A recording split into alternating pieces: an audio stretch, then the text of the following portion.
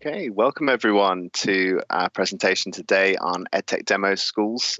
We're covering digital inclusion. This is with myself, Neil Beck, and we're joined with Erica Smith. Hi, Erica. Hi, everyone. The EdTech Demonstrator program has a focus on SEN, and we are talking about that focus today.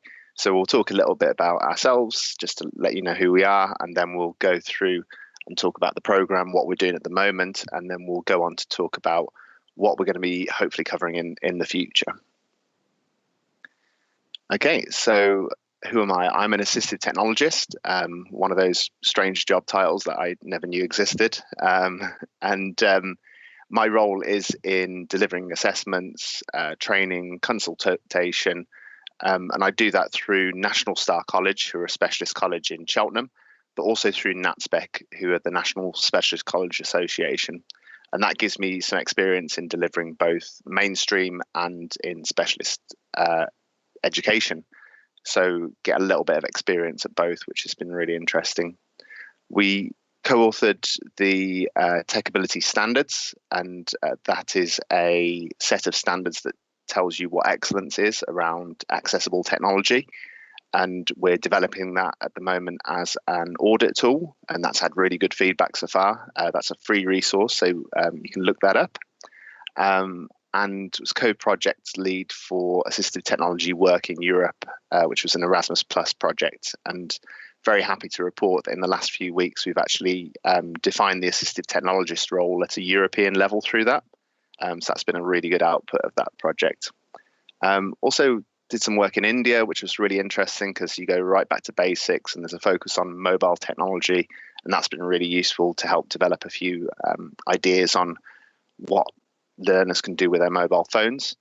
And also been contributing to different tech and SEND groups, such as AppGat and the AT Experts group. And that's where the government's EdTech policy came from, and then through that where the EdTech Demonstrator program came from. So really passionate about technology and sharing all this knowledge, and there's never been a better time to do so with the need for students with this work accessing from home, but also with the opportunity that comes with so much being delivered through technology now. It really is a boon for accessibility. And I'll hand you over to Erica. Thanks, Neil. So I'm Erica Smith and I work at Highfurlong Special School. I am the EdTech Demonstrator lead. Have worked in special education for 18, almost 19 years. And I have that specialist practitioner status within the fields of alternative communication and assistive technology within education, which essentially means that it's my job within school is to pair our students with the right assistive technology to meet their needs and enable them to be as independent as possible. In 2015, I set up an outreach service within Blackpool with a specialist speech and language therapist called Sarah Alderman, and it was about supporting all children and adults, whichever age bracket and whatever service, with any assistive technology and communication needs, which was how we were asked to speak at the House of Lords in May 2019 around how we use assistive technology, and we were asked to be a demonstrator school, which then fed into the creation of the Demonstrator project. So the Demonstrator project was a planned project pre-COVID, and it was designed, originally it was planned as a peer-to-peer support for schools and colleges. Obviously, last year, due to the widespread lockdown, we had to adapt our original offer quite dramatically, and it was a case of being responsive to the needs of schools and colleges now and getting that knowledge and expertise out there. The way that we support schools and colleges is through a mixture of live and pre-recorded webinars. So at the beginning, when school staff had quite a bit of time at home and weren't quite sure, there was lots of live webinars with high volumes of attendees. Then as everybody made the transition back into school, we were trying to be as responsive as possible. And because obviously we are in the settings, we knew the demands that were being placed on education staff. So we moved to pre-recorded webinars and created a YouTube channel so that they could be accessed at a time that was more convenient for school staff. We offer one-to-one support sessions for supported schools and colleges, where we will have, weekly or monthly calls and be responsive to their needs in that time. And we might also virtually attend their staff CPD sessions. So it's really responding to the needs, of which each school and college is slightly different. So in September, Neil and I started the Accessible Tech Thursdays. Again, because we found that many school staff didn't have time for, hour and a half webinars in the middle of the day. It was creating something that was at a consistent time. They knew where to find us. If you want to have a look at our upcoming webinars or look back at the webinars we've already done, please have a look at bit.ly/ATTHURS, which is our Accessible Tech Thursdays playlist. And you can also register for our future webinars. So we've still got a few coming up over the next term. We focused on different areas of assistive technology within SEND. So you can see on the screen some of them. We started with our text-to-speech. We looked at supporting those with a visual impairment, software for dictation.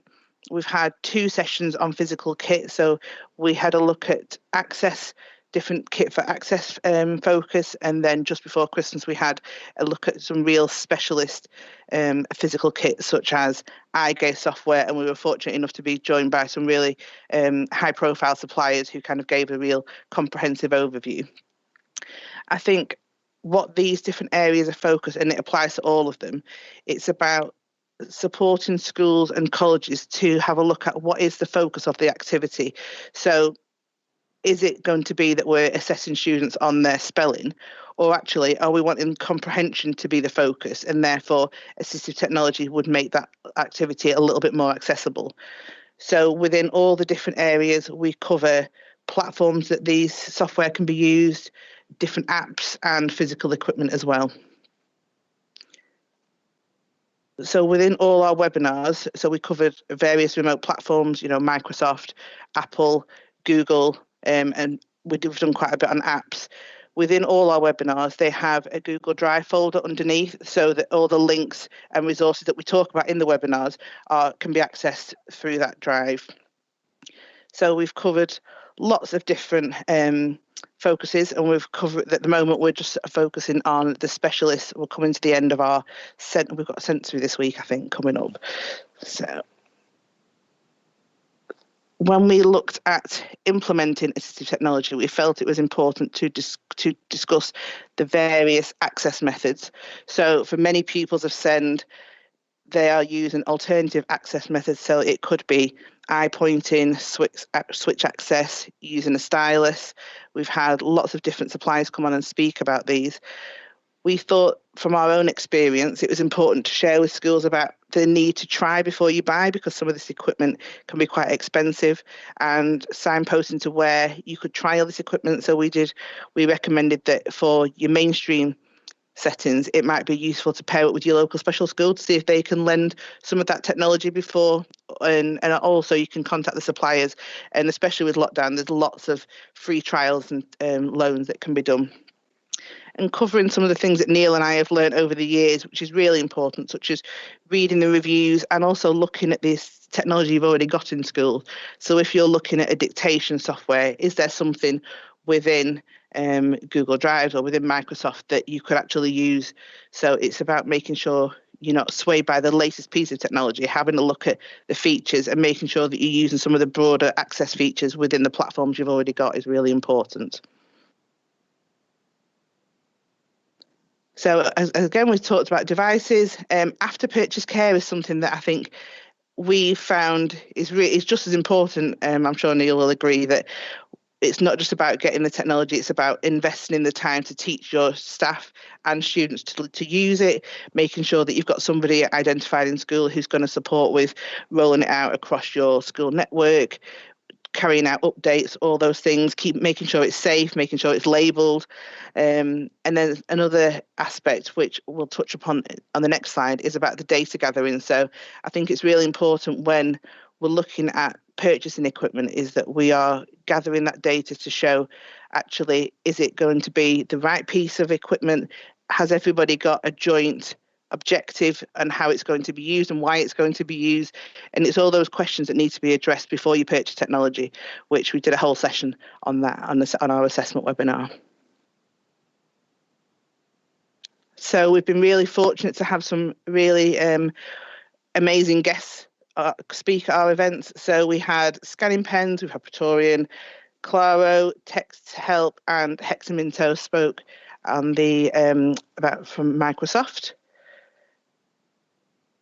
On our physical kit, we were joined by Toby Dynavox, Smartbox, and Sarah Alderman, who is a specialist speech and language therapist, gives a real on-the-ground insight into how it can be used. So as much as it's great to hear from the suppliers, we found that we felt it was really important that myself, Neil, and Sarah spoke about how those devices can be used in the real world, in this, on the ground, in our settings with the children we're working with or young people. And we were very fortunate to be joined by Sarah Dale from the A Centre, who did a really comprehensive webinar around assessment. I think that was really valuable. I think it was really important that the suppliers described the full overview of their products and kind of really did that justice. And then we paired that with a real live viewing. So hopefully that our attendees got a real comprehensive overview of what was available. So as I mentioned, we've got upcoming webinars. We're just finishing our specialist section of our webinars, and this week we have a drop-in. The drop-ins I think are really valuable because we had some really great questions at the end of our webinar last week, and it's nice to kind of have those real-time questions. You're kind of thinking on your feet, and because even though Neil and I are both from a SEND background, we offer very different perspectives. So if anyone wants to catch our mental health session we did last week, that was looking at the mental health of not only our students and our parents, but also our staff. And we had some really interesting questions at the end, so please do catch that. Just before Christmas, Neil and I reflected and had a think about what had we learned from September, how did we feel that we could support moving forward. We felt one of the key things was that staff, everybody, they only know what they know. So hopefully these webinars will provide a bit of an insight to what different forms of technology are out there to enhance teaching and learning and to support with teacher wellbeing as well, and kind of reducing that workload, having the correct technology for each task, and allowing, as I mentioned before, allowing staff the time to learn how to use that technology before we put them in front of our students. I don't think any teacher could have anticipated that this is how teaching would look. And it is our mental health session last week. We really did talk about how there is a lot of pressure at the moment, and it's about using the right technology at the right time to support that for everybody. So we've talked about data gathering and how important it is to record that accuracy, because what we don't want is to invest a lot of time for a piece of technology that isn't working. If it's not working, we need to try and unpick at first why it's not working, but if not, then we need to move on. I think the biggest lesson that we've learned is there are such a varied abilities in staff and the confidence levels. So we're trying to respond to, and I think our webinars give insight for different starting off points. And my personal biggest lesson is that for our children with SEND, the home learning, there is such a responsibility to parents and carers. So we're really looking at what is the next step, which I think I'll leave you now and introduce you to Neil, because Neil is going to discuss what's the next step. Thank you. Great. Thanks, Erica. It's been a really enjoyable and challenging program. Producing and having that turnover to deliver each week has been quite difficult at times, especially when you're coordinating external people and doing other tasks within the week. But it's been so rewarding, and we've built up this knowledge bank and been able to challenge each other as we've gone along. So I'm not just assuming that the way that I do things and the way that I've learned is correct, because Erica can challenge me on that. So that's been really good, and it's been really positive. I know some of the webinars I've actually, once I finished recording them, I've actually gone and watched them back because there's some really interesting things. So what are the next steps? So based on what we've learned, we have had an opportunity to put forward another kind of shorter program between now and March. And this is the EdTech SEND Support Hub. And the idea is that an accessible education program benefits everyone. So if your platform is accessible, if you can see the items on the screen and things like that, it isn't accessible just for learners with SEND, it's accessible for everyone. So we've got this opportunity to create a network of champions within the Demonstrator network, providing extra training for those that need it, which is right from the leadership level and also to the teachers and therapists and people on the ground. And then I think the one thing that we've identified is that we've lost, when we're doing these kind of interventions, sometimes we lose that connection with the students a little bit. So what I really wanted to do was go back to working directly with students. So we're also looking to deliver some assessments to focus on overcoming barriers for learners. So I'm just going to talk through a little bit more about each one of those. And the first one is the champions. So the idea is that we've already got EdTech demonstrators who are working directly with schools week in, week out, and we're talking about thousands of interventions here. What is the most powerful thing is that we can make accessibility built in, and we can make it part of those interventions, and that will magnify and make all of the interventions more powerful in terms of SEND.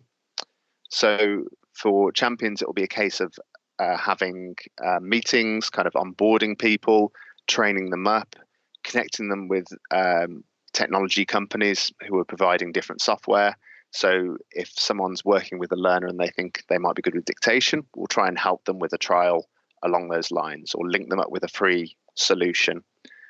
And this will hopefully build that network of people who have that focus in, because we often say about accessible tech and learners with SEND, if everyone's responsible for it, no one's responsible for it. It becomes one of those loose things that everyone can pay lip service to, but unless you have someone focusing in on it, sometimes those things don't happen and we don't get that progress that we need. So the idea of champions is to build that into the EdTech Demonstrator network. The next one we have is teacher training. So this is about providing training not just for teachers, but also for Senkos, the demonstrators themselves, and those at that practitioner level. And we'd even like to support those who are studying to take these roles so that people have it right from the start. We'll be covering different things like teaching techniques, accessibility considerations, and assessment methodologies. And we'll be looking to do this cross phase. So we're looking primary, secondary, and college. One of the pieces of feedback that we've had is there is perhaps a bit of a deficit in terms of primary level for assistive technology. And I know from when I've carried out assessments, it's some of the most valuable work you can do, because you can set up learners right from an early age using the pieces of technology that will help them as they go through. And you aren't just catching them in secondary when maybe it's a little bit too late and they've already fallen behind, and then they're having to play catch up. And that's a really difficult task. And I always notice with some schools when I go into the kind of the later years of the learners who haven't had this access, then you start to get behaviors creeping in, and you get those kind of attitudes of, oh, why are we doing this? Is it because we're stupid and all this? And it's a defense kind of mechanism for not feeling part of something and not feeling connected. So we're really keen on doing that cross phase so that learners get what they need from a really early point in that. So another really important thing that often gets missed is leadership training, because it isn't enough that you have a teacher or a Senko who have this. Actually, you need to be planning your curriculum around accessibility. And there are things that you can do that will make things more accessible for everyone. The best organizations that I see are those that embed accessibility right from the top down and from the bottom up. and that means that you're having accessibility as a standard. So you're looking at captions, you're looking at materials being put together in an accessible way. If you just have someone who spends a little bit of time to create some templates in an accessible format, and they can be made available for everyone in your school or college, that's really valuable. And not only does it save you time in creating resources, but also it means that accessibility, again, is embedded. That's just one example of the kind of things that you can do. You can also be looking to your IT systems to make sure that you don't have accessibility options locked down, which is sometimes the case, and to make sure that they are making decisions with accessibility in mind.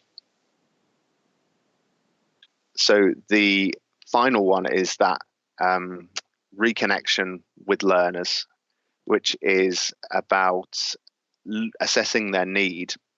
And we often work to a format called the SET format. Myself and Erica work with this quite a lot, where you look at the student, the environment, the task, and the tools. So we're looking at the student's individual wants, what they're trying to achieve. We're looking at the environment they're working in, which might be very different at home than school. And how do you do that transition between it? We're looking at the task that they want to achieve. So it's very different if you're teaching English than maths, or maths than science. So how do we adapt to those different tasks? And then finally, if you've got all those in place, you can work out what tools will be appropriate for the learner.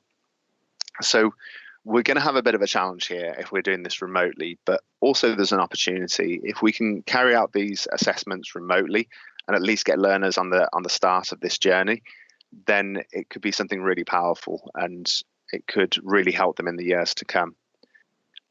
So we'll be looking to deliver that and hopefully get some shadowing going on so we can actually skill up some of the champions and make sure that they've had access to those elements.